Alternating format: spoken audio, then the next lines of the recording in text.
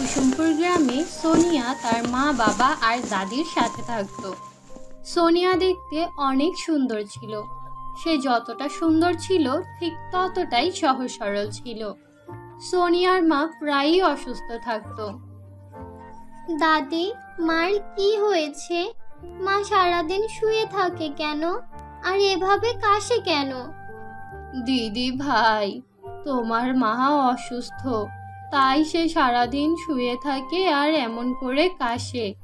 আমি তোমার বাবাকে বলেছি সে যেন খুব দ্রুত অনেক টাকা রোজগার করে আর সেই টাকা দিয়ে তোমার মায়ের চিকিৎসা করিয়ে সুস্থ করে তোলে। মা, তুমি একদম চিন্তা করো না। বাবা খুব দ্রুত অনেক টাকা জমিয়ে ফেলবে আর সেগুলো দিয়ে তোমার চিকিৎসা করাবে। তারপর তুমি একেবারে সুস্থ হয়ে যাবে আর আমরা আবার আগের মতো সুখে শান্তিতে থাকতে পারবো। হিহি। সোনিয়া, মাকে আর বিরক্ত করো না, তুমি আমার সাথে আসো। আসো, আমরা খাবার খেয়ে নেই। এইভাবেই দিন কেটে যাচ্ছিল। একদিন সোনিয়ার বাবা খেতে ফসল কাটতে যায়। তখন সেখানে হঠাৎ করেই একটা সাপ চলে আসে আর ওই সাপটা সোনিয়ার বাবার পায়ে ছোবল মারে। এতে সোনিয়ার বাবা সেখানেই মারা যায়। বন্ধুরা, তোমরা তোমাদের নাম কমেন্ট বক্সে কমেন্ট করে জানাও, কারণ তোমাদের নাম দিয়েই তৈরি হবে আমাদের পরবর্তী কার্টুন ভিডিও। ইতিমধ্যে আমরা অনেকের নামেই কার্টুন ভিডিও তৈরি করেছি, তোমরা চাইলে সেগুলো দেখে আসতে পারো।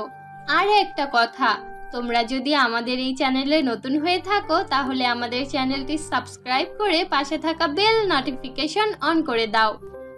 সোনিয়ার বাবা মরে যাওয়ার পর সোনিয়াদের সংসারে অনেক অভাব নেমে আসে, এমনকি তাদের কাছে খাবার খাওয়ার মতো টাকাও থাকে না।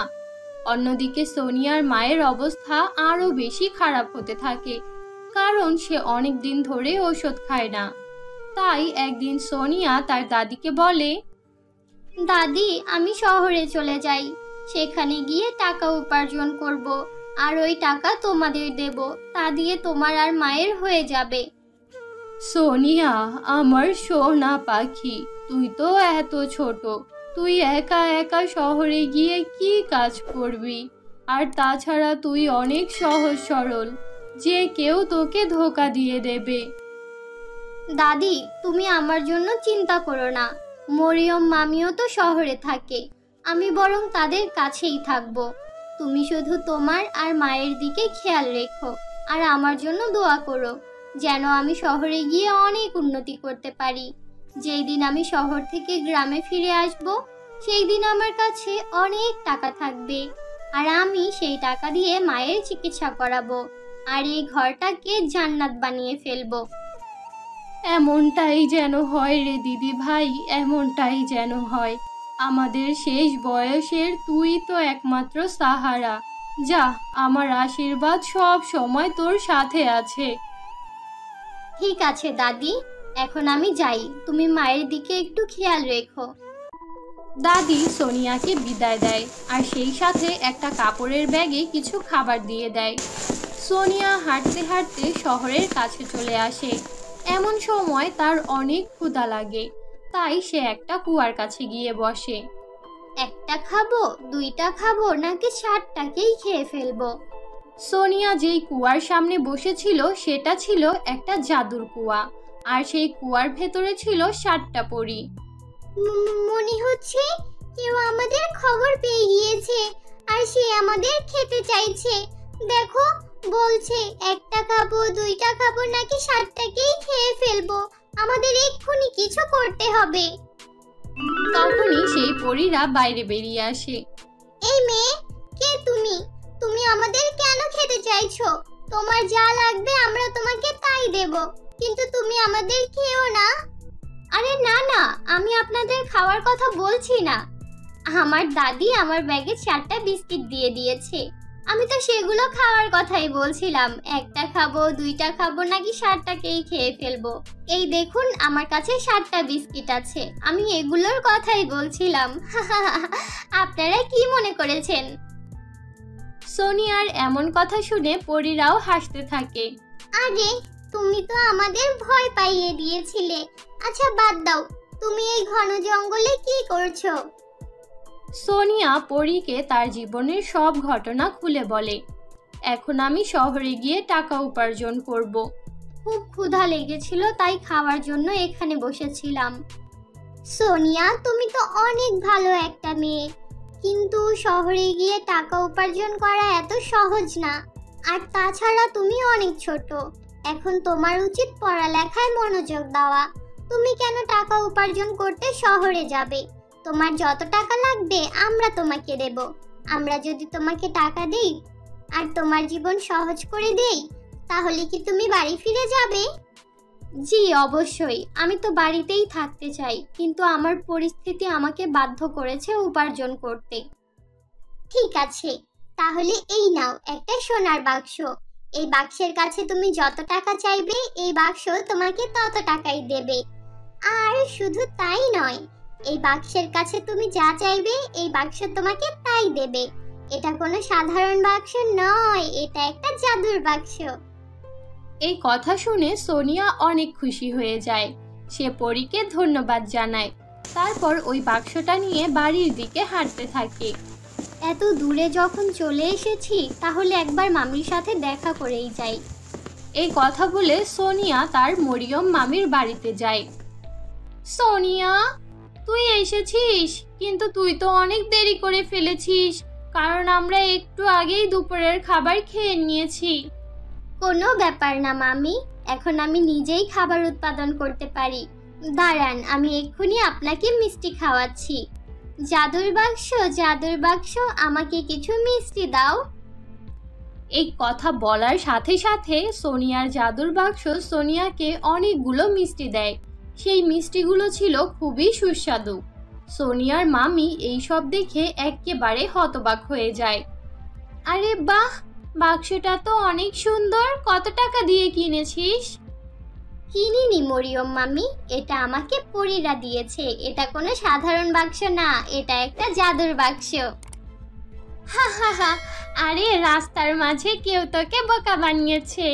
এটা শহর, এখানে কোনো পরী থাকে না। যাই হোক, তুই নিশ্চয়ই অনেক ক্লান্ত, যা ঘরে গিয়ে বিশ্রাম নে। এরপর সোনিয়া খাওয়া দাওয়া করে ঘুমিয়ে পড়ে। সোনিয়া ঘুমিয়ে পড়ার পর মরিয়ম তার রুমে যায় আর সেই জাদুর বাক্সটা চুরি করে নেয়। মামি, সকাল হয়ে গিয়েছে, আমি আমার বাক্সটা নিয়ে বাড়ি ফিরে যাচ্ছি। তুমি সময় পেলে অবশ্যই মাকে দেখে এসো। আরে দাঁড়া, এত তাড়া কিসের? তোর জাদুর বাক্সের কিছু জাদু আমাদেরকেও দেখা। তখন সোনিয়া তার জাদুর বাক্সের কাছে কিছু টাকা চায়, কিন্তু জাদুর বাক্স কিছুই দেয় না, বরং যেমন বাক্স তেমনই পড়ে থাকে। আরে, এই জাদুর বাক্স কাজ করছে না কেন? দেখেছিস, তোকে বলেছিলাম না তোকে কেউ বোকা বানিয়েছে।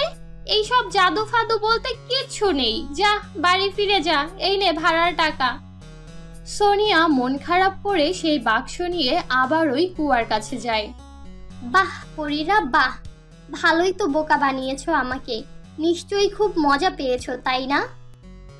সোনিয়ার এই সব কথা শুনে পরীরা বাইরে বেরিয়ে আসে আর সোনিয়ার কাছে সব ঘটনা জানতে চায়। তখন সোনিয়া তাদেরকে সব ঘটনা খুলে বলে। পরীরা বুঝতে পারে বিষয়টা কি হয়েছে, তাই তারা সোনিয়াকে আবার একটা বাক্স দেয় আর মামি ষড়যন্ত্রের কথা সব জানিয়ে দেয়। তারপর সোনিয়া ওই বাক্সটা নিয়ে আবার তার মামির বাড়ি যায় আর রাতের বেলা বাক্সটা খাটের কাছে রেখে ঘুমিয়ে পড়ে। রাতে যখন মামি ওই বাক্সটা চুরি করতে আসে আর ওই বাক্সের গায়ে হাত দেয়, তখনই তার শরীরে কারেন্ট লাগে। সোনিয়া, বাঁচা আমাকে, বাঁচা, এই বাক্স আমাকে মেরে ফেললো। কিন্তু মামি, আমার বাক্স আপনাকে কারেন্ট দিচ্ছে কেন? আরে বাক্স, থেমে যা, ছেড়ে দে আমার মামিকে। এক্ষুনি সব কিছু সোনিয়াকে সত্যি সত্যি বলে দে, তা না হলে খুব খারাপ হয়ে যাবে। বলছি বলছি সোনিয়া, মা আমার, আমাকে মাফ করে দে। আমি তোর জাদুর বাক্স চুরি করেছিলাম। আমি তোর বাক্স তোকে ফিরিয়ে দিচ্ছি, কিন্তু তুই আমাকে মাফ করে দে। মাফ করে দে মা, এই বাক্সকে বল আমাকে ছেড়ে দিতে। এই কথা বলে মরিয়ম সেই আগের বাক্সটা সোনিয়াকে ফিরিয়ে দেয়। তারপর সোনিয়া তার বাক্সটা নিয়ে বাড়ি ফিরে যায়। বাড়িতে ফিরে সে তার দাদিকে সব ঘটনা খুলে বলে। এই সব কথা শুনে সোনিয়ার দাদি অনেক খুশি হয়। এরপর সেই জাদুর বাক্সের সাহায্যে সোনিয়া তার মায়ের চিকিৎসা করায় আর তার দাদি আর মাকে নিয়ে সুখে শান্তিতে জীবন কাটাতে থাকে। তো বন্ধুরা, এই ছিল আমাদের আজকের গল্প। আশা করি গল্পটি তোমাদের কাছে খুব ভালো লেগেছে। ভালো লাগলে আমাদের আজকের গল্পটিতে একটি লাইক দাও, কমেন্ট করো আর তোমার বন্ধুদের সাথে শেয়ার করো। আর যদি আমাদের চ্যানেলে নতুন হয়ে থাকো তাহলে আমাদের চ্যানেলটি সাবস্ক্রাইব করে পাশে থাকা বেল নোটিফিকেশন অন করে দাও। তো দেখা হচ্ছে পরবর্তী ভিডিওতে। ততক্ষণ পর্যন্ত ভালো থাকো, সুস্থ থাকো। আল্লাহ হাফেজ।